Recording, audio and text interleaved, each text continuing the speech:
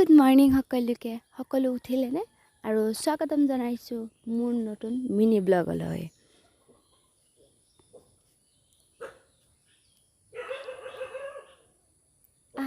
এইকেইটা আমাৰে মুৰ্গী হয়।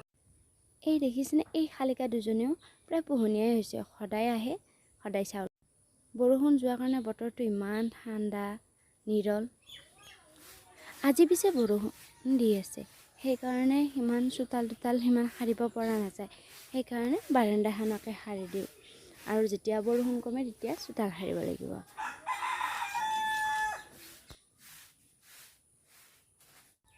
কাম বন কৰি আজৰি হৈ গা পা ধুই আহিলোঁ।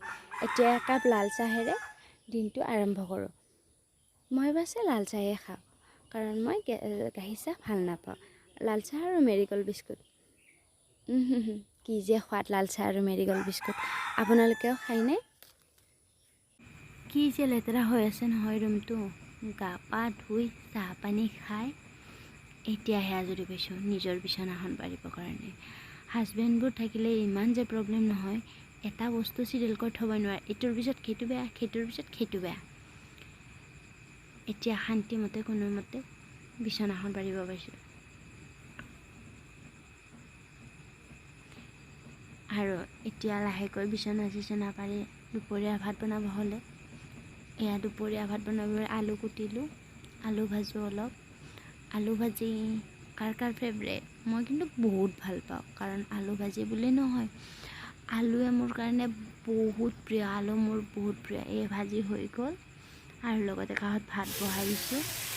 এতিয়া বনাম খৰিত মাহৰ দালি, কাৰণ আমি গাঁৱৰ মানুহ দিয়কচোন, সেইকাৰণে বেছিভাগ আমাৰ গেছত নহয়। দালি বা এনেকৈ তৰকাৰী কিবা কিবি আমি খৰিতে বনাওঁ প্ৰায়।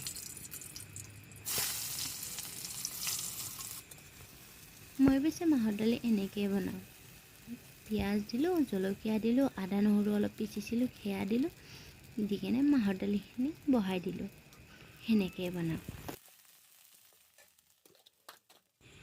ইমান গৰমত আৰু খৰিৰ কাষত বহাই আঞ্জা ভাত ৰন্ধা, গমটো পাইছে। খৰিৰ কাষত বহিলে এনেই গৰম, তাতে আকৌ লগতে মোক চাওকচোন, ঘামি ধুৱাই পেলাইছে চব। উপায় নাই, খাব লাগিলে কৰিবই লাগিব। ভাত পানী খাই গধূলি অলপ বাটৰ ফালে ওলাই আহিলোঁ। দেখিছেনে, এইডাল যে আমাৰ হ'ল কপৌ ফুল। বতৰত ইমান ধুনীয়াকৈ ফুলে। চ' গাইজ, আজিলৈ বাই বাই। নেক্সট ভিডিঅ'ত লগ পাম। কিবা ভুল হ'লে ক্ষমা কৰি দিব। আৰু এটা কথা, যদি আপোনালোকৰ ভিডিঅ'টো চাই ভাল লাগিল, লাইক কমেণ্ট এণ্ড শ্বেয়াৰ কৰি দিব আৰু লগতে ছাবস্ক্ৰাইব কৰিব। Bye bye.